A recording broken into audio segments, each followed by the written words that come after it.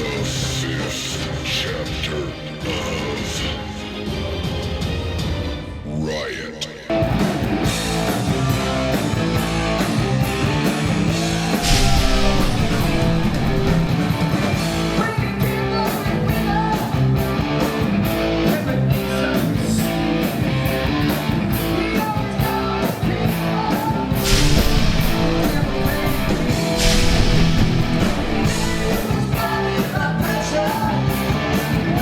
Major house party, and when that needle went down on that turntable, that house just became a roar.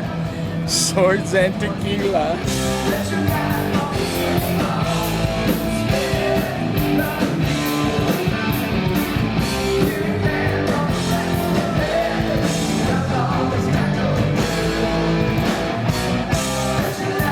First album I heard for them was Thundersteel.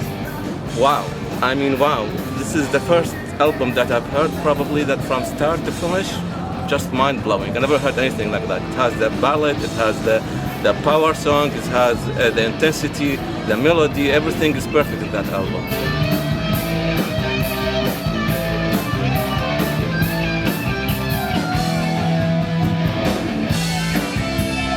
We know how important Aerosmith and Kiss and all these bands were.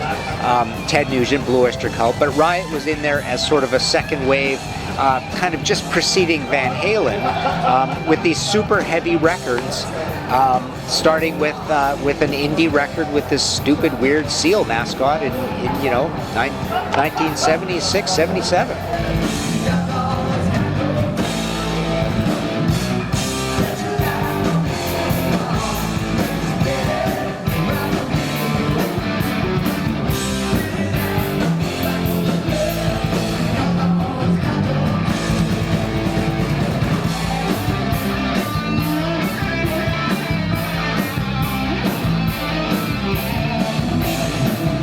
Legacy of Riot still, lives on with Riot V. Not only were they friends with Mark, but they collaborated with Mark on different eras of the band. And not only are they playing the classics, but they're continuing to write new, fresh material for new generation of fans.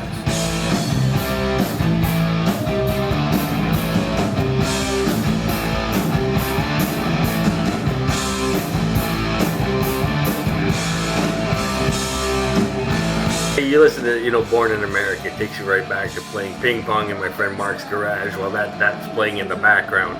And like the Wings of Fire, Promised Land, Gunfighter, the opening chords to Vigilante Killer.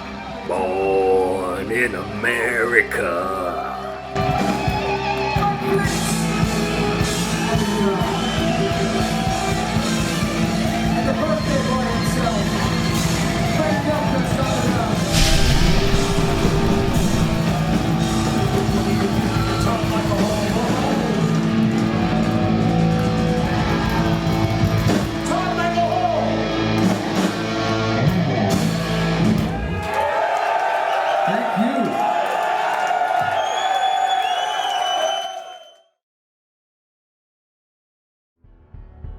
Mark Reale was born on June 7th, 1955 in Brooklyn, New York.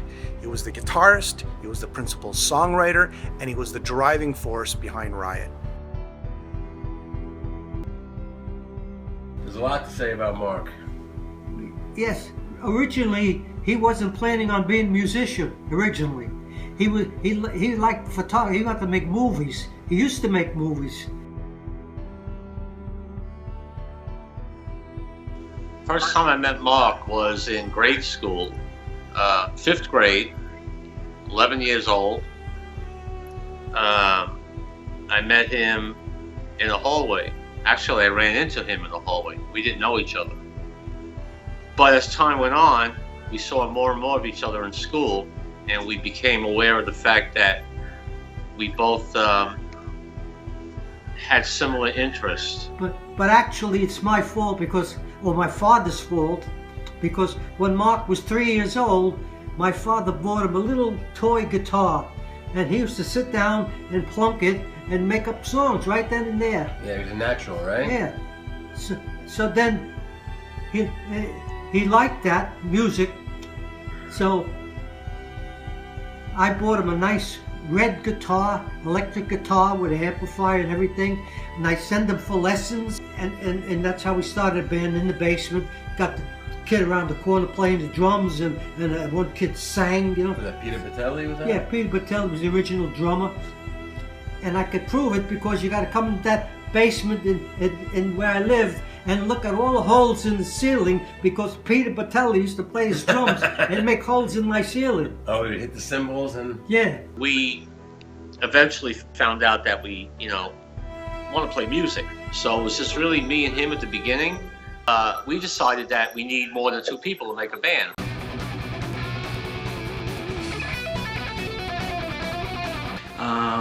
I was living in Brooklyn at the time and looking to join a band. I was 16, and I had put up an ad in a local music store called King James, and I believe it read "Flashy bass player seeks rock band."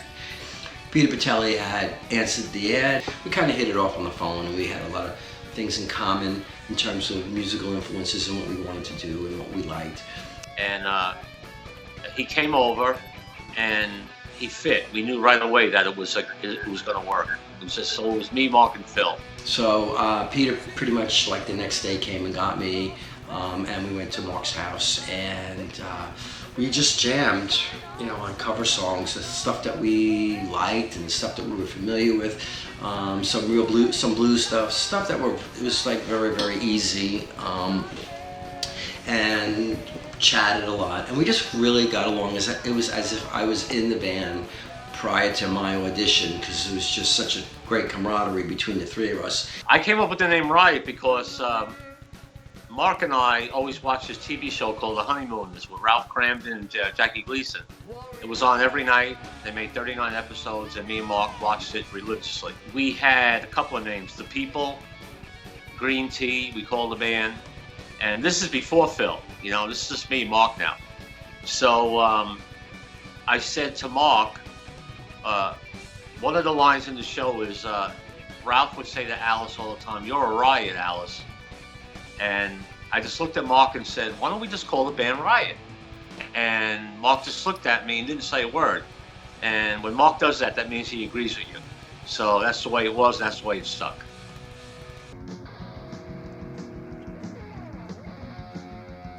The first time I ever heard of the band Riot, it would have been an event called a block party in Brooklyn, where all the families on the block would close off their block and basically have a party. It would have been a weekend. I heard some really cool music and ventured over and saw Mark playing, and it was a 3-piece, and they were playing some just really cool stuff, which was like, wow, who are these guys, so it really blew me away. That was the first time I actually saw them.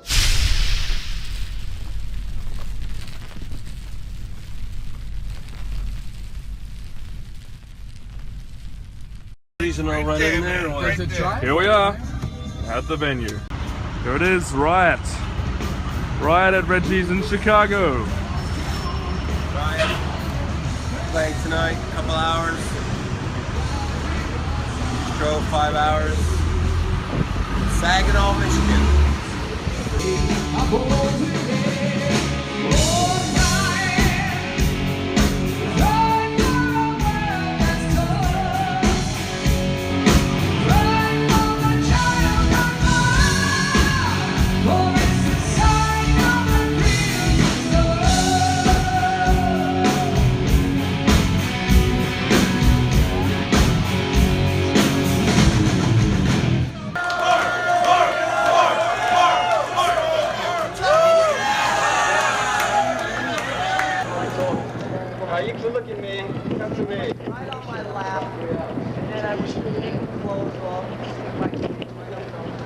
Some other members of the band that you helped get in, right? The original Guy Speranza, same way. In Brooklyn, in those days, we used to have a lot of block parties. So on weekend I used to go different block parties to see what's happening, and there was Guy Speranza singing with some little band. Right.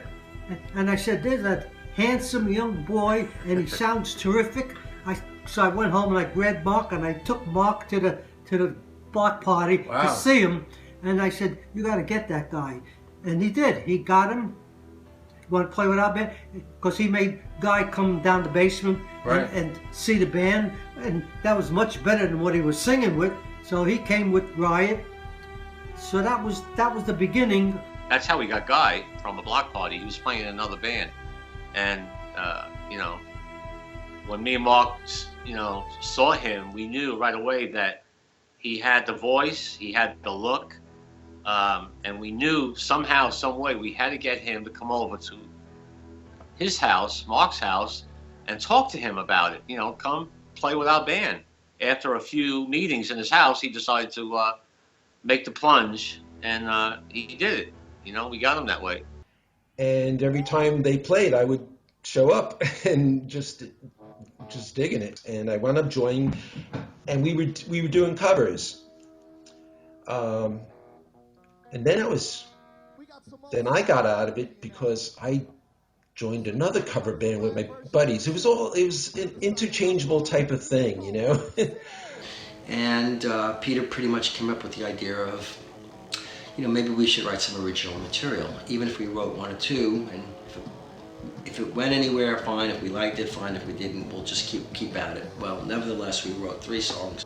We recorded our first demo in an off-duty policeman's hobby recording studio on a 4-track.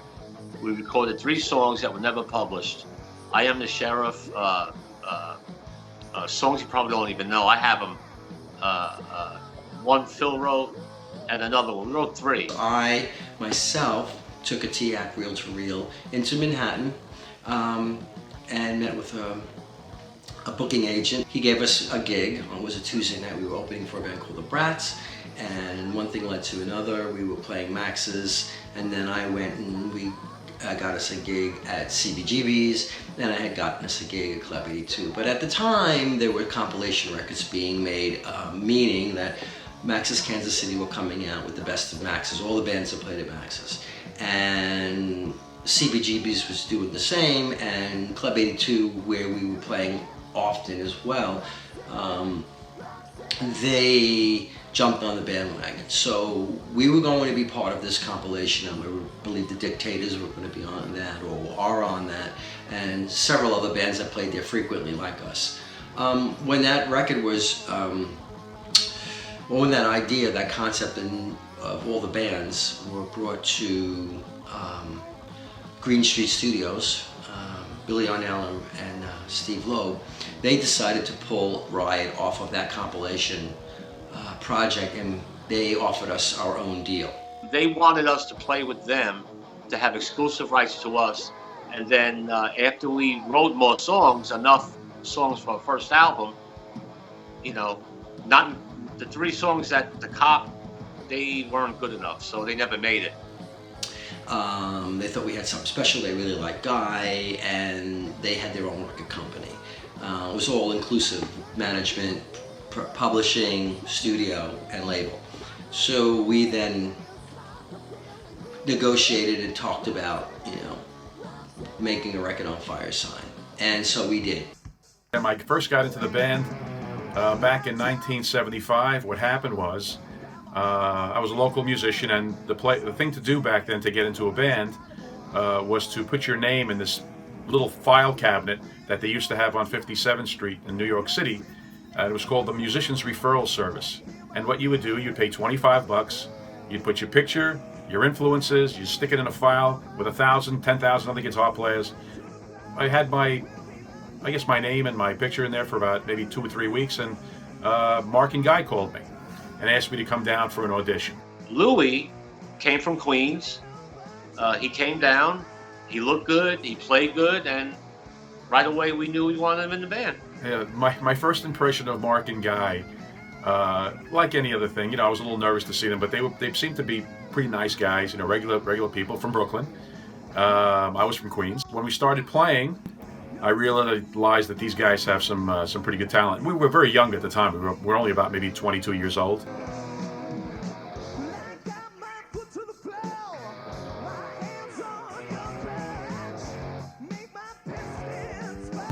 We're in Westland, basically Detroit Rock City, to play a show.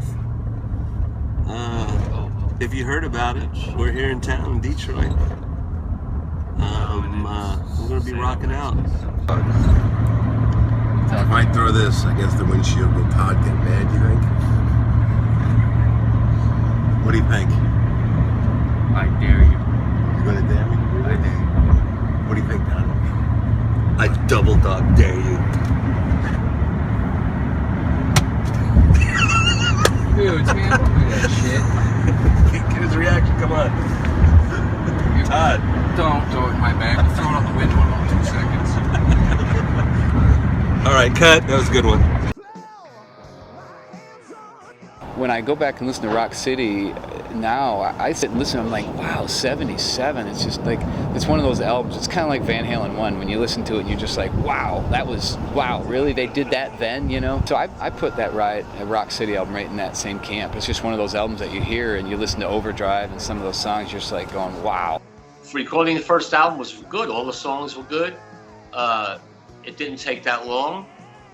It was mostly during the cold weather in the wintertime with a lot of snow outside. It was really exciting at the time. You know, we were going into a full-on 24-track studio. We were really primed very well. We were very excited. And I think the playing and the excitement was top at that point. It was late hours. We were all living at home still. We didn't have any money. All the money that we made from playing out and the record, Billy and Steve kept, because they said we owed that to them, because studio time was $125 an hour and we weren't paying for anything. We were recording in the 16-track studio that used to be John Lennon's studio, and anything that we made, they kept. The demo that was made before I got into the band, which was Warrior and I believe Desperation, or Angel, I should say. Those were done before I got into the band. So there was 3 songs on that album I did not play on. The lows were, you know, having Phil ejected in the middle of the album. Billy and Steve zoomed in on Mark to as the leader, say, look, this is what we're going to do. They didn't talk to all of us. All 5 of us didn't bond together and say, look, we know we got something good. There's going to be people out there that want what we have. And we didn't do that. We weren't close on that. The lows for me personally was the contractual agreements that came about. I became a little disgruntled about all of that. And so that's basically, it turned into like, well, you know, I parted ways with them due to contractual situations that might have not been very pleasing to me and to the rest of the band, but they were just very excited about making a record. So that was great. They did, and they went on, and I just stayed on the New York scene and worked in a lot of other bands that led me to other things. That's how I sort of parted ways. It was all admirable. It was fine, you know, and it all worked out well in the end for everybody.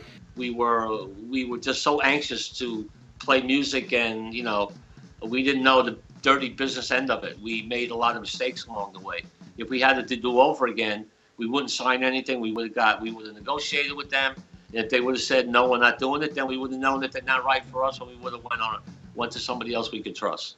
It was crazy because, you know, they wanted us to sign the record deal the way it was, and they go, well, you know, guys, go out in the hall and you know, talk about it. So what happened? We're out there, and I said, guys, we can't sign the record deal like this. It's all one-sided. They own everything. They owned us for the next 20 years. And, you know, Mark is pacing back and forth. Guy and Jimmy Iommi, the bass player, and I were talking. He goes, yeah, Mark goes, we can't sign this like this. He goes, you know, what are we going to do? So, you know, Mark starts kind of like saying, yeah, you know, but I trust these guys, and you know, we could sign the contract now and worry about it later, and you know, this and that, and you know, I was like, no, man, we can't sign it like this. We can't do that. I was totally against it. That's probably another reason why I was probably out of the band later on, because I guess they saw me as a troublemaker. But I was just being cautious with the band, as you know, as it was. So we went back into the office, and Mark said, we're going to sign the contract. And I was like, my heart just sank. Guy signed it. Jimmy signed it. Peter signed it. I signed it. And that was the beginning of the end for the band. I had my doubts. Louis had his doubts, and Guy had his doubts. We all did. We didn't like what they were doing. But we did it anyway. That was mistake number 2. Phil was number 1 because we gave over everything to them. Power of attorney, everything. So Louis was right. Louis was skeptical, and we all were, but we didn't do jack shit about it. We were stupid. We made a big mistake. In a general sense, that first Riot album was really well recorded, and that's a legacy of Steve Loeb and the label he put together, and recording in Green Street Recordings. Really, really cool, modern heavy metal for the time, and we were very surprised, and it's kind of an indie record. So Riot quickly had a reputation based on that.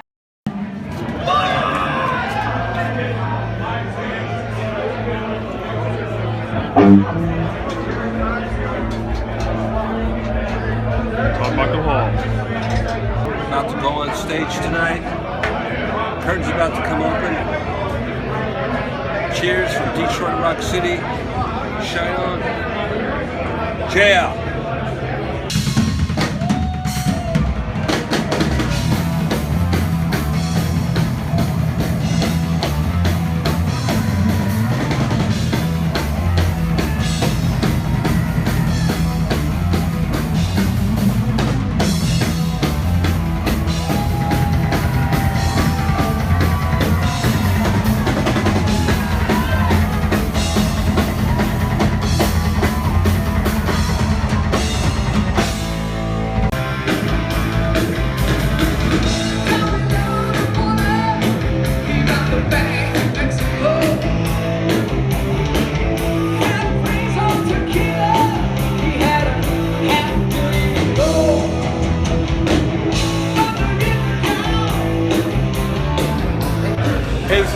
Thomas from the band Halloween. My Riot story is that one of the first cover tunes we ever did back in the 80s was Swords and Tequila. Been rocking with Riot ever since. Love them.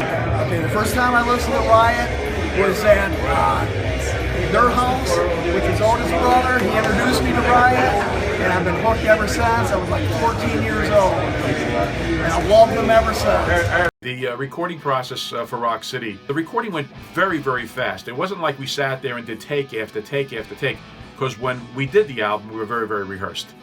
So it was very, very simple. Maybe 1 or 2 takes, and we had it down. The songs on the album, as far as the credits go, I never really got written credit on basically anything on the album. What had happened is I was promised, by Mark, that anything that we did together, of course, I would get credit for. And Mark and I used to sit in his room, and we would create these parts for, different songs. We'd kind of like listen to some stuff, and we say, that's pretty good, that's pretty good. Then we collaborate, put it together. And I had some ideas, he had ideas. And we came out with a lot of different tunes that some of them didn't go on the album. They actually went on the second album. The idea for the seal was, I guess one of the producers, I guess his girlfriend or something, was an artist, and she came up with this baby seal thing. And what happens when they put it on the album cover, it was like, the baby seals were getting back at the human race for, clubbing them to death, That's basically what it was. It didn't make any rhyme or reason, but I guess, and they had the explosion of the New York City going on fire and stuff. They got us a gig with Journey up in upstate New York, an outdoor concert, and we opened for them. Neil Schoen from Journey stopped me and grabbed me by the shoulders and said, "Hey man, you're a pretty good guitar player." And I'm looking at this guy and I'm saying to myself, he thinks I'm a good guitar player. So this guy was kind of like, admired so much for what he did. They had a hit album with the Wheel in the Sky tour, which was the tour we were on. And after we played with Journey, they decided that they don't want Louis in the band now, like they did to Phil. So that's all I know. And they left him there. The next morning I woke up and there was nobody around. The band was gone, everybody was gone. The next day I got a call saying that I was out of the band. I got a call from the manager that my services were no longer needed. What was the official statement of reason why? They never told me the reason why. They said, you know, it's a time-part company. He goes, you know, we feel that it's better that, you know, we go on our own way and you go on your own way. So that's what it was. I never got an explanation. And to this day, none of the guys in the band, all the guys I've talked to, knew what the real reason was. When it came time for Narita and Lou and Riot parted ways, I wound up coming back into the band. A friend of mine, Jimmy, who was the bass player, who I played with for quite a bit before that, he said, hey man, we should just get Rick, you know, it'd be perfect. And Mark and I were friends, and I just came into I just fell right into it again. And I had become a better guitar player, and it just fell into place. So Mark really didn't like ads. He didn't like big, long, drawn-out things. So then Rick already knew all the songs. He was there every night at rehearsal, so he naturally fit right in. Okay, you're in the band now. Rock City sold 100,000 records in Japan. Okay, back then. How many albums do you think it sold in Canada? How many albums do you think it sold in Germany? How many albums do you think it sold in London, in England, and the rest of all over the world? There's got to be let's say 500,000 records. Okay, to this day it's being sold. We haven't seen one red cent. Mark wanted to be the top guy. He didn't want any competition from anybody. You know, Louis was a good guitar player, but Mark wanted to be the head honcho. He didn't want to share the spotlight with anybody. I'm sorry to say. It was just very sad because this was my friend that I grew up with, and as time went on, because of Billy and Steve now, they got into Mark's head and totally changed him from that person that I knew to something that they wanted him to be. And that's one of the regrets that I have, to see that happening before my eyes. It really was terrible. Riot was on Attic Records with us back in the early 80s, and when we first got signed to Attic, they let us go through their stock room and pick any records that we wanted, and sure enough, we pulled out the In the Read album, which was fantastic. What a bizarre cover with a seal on the front. Very, very weird. And we thought, wow, what's this? Took it home and listened to it. It's like, wow, this is great. And the rest is history. It's great. I love that album, still do. Narita, those recordings were done in a studio that really never recorded a heavy rock band. They were used to doing jingles and probably some very soft pop stuff. So we would actually bring records in and say, hey, you know, we got to get the drums to sound like this. We have to get the guitars to sound like this. We should record it like this. Those were things that delayed the recording process. So the highs were better songs, better production, better engineer, and the lows were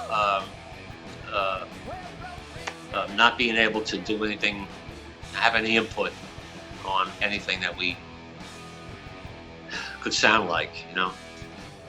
But as far as getting material down, it was pretty quick. Most of my solos were like all first take solos. Mark sometimes would do quite a few to and try to pick the best, but yeah, everybody works differently.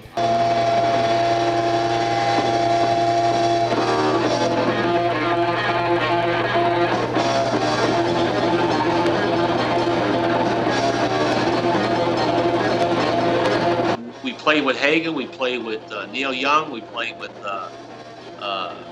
Journey, we played music festivals, we played Boston, we played all over. The Family Reception was good as it was for the first album, if not better. And that's how the whole thing kind of started in America for us, because we had been getting some action overseas before then. And so really we did break out of San Antonio in America. So it's always been kind of like, you know, a home away from home. I would dig up some of these cactuses, but I don't have the time, and my friend want to get bit by a rattlesnake. So, you know, hey, Sarah, Sarah. We first received airplay in San Antonio, and when we first went to play there, we were actually mobbed by fans. We couldn't believe it. When I was a youngster, I told Mark, and I still have it, I told him that I got his autograph. When I was in San Antonio, Texas, a big heavy metal DJ named Joe Anthony. He ruled the airways and he broke younger, newer bands like Budgie, Lakes Diamond, Moxie, you know, stuff like that. And Riot was one of them. I remember going to school here in Tokyo Rose or Overdrive, and I just loved it. I went to the local record store and bought the vinyl. And they came through town and played with Sammy Hagar. And they had an in-store. When they had in-stores at the record places, Record Hall, and I went, and that's when I met him, and I got all of them to sign my record and stuff. And I loved it. It was one of my favorite records. And then when Narita followed, I had that record within the first week of release. I had them autograph that too. So then we played, we went back home, and then we took a break like for 2 weeks. And then I see Rick on the street. He tells me the band broke up. I go, what do you mean the band broke up? What did we do? So to this day, I don't know what happened. Another mystery. I wasn't told nothing. I wasn't even given. I had to find out from Rick. Nobody called me. After all these years of spending these years with Mark, this is what happened. I was so insulted that I never asked, and nobody even volunteered to tell me. You know, if the band is broken up, Rick's still in the band. Jimmy's not in the band anymore. Jimmy's had enough. So they got a bass player and a drummer, and supposedly the story is the band broke up and then they decided to put it back together again, but not with me and not with Jimmy. They got somebody else.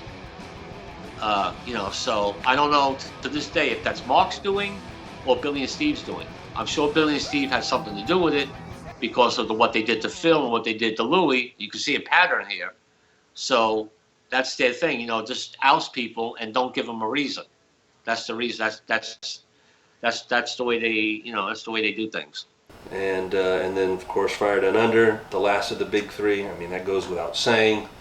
Almost everybody in heavy metal is pretty much influenced by it, including myself.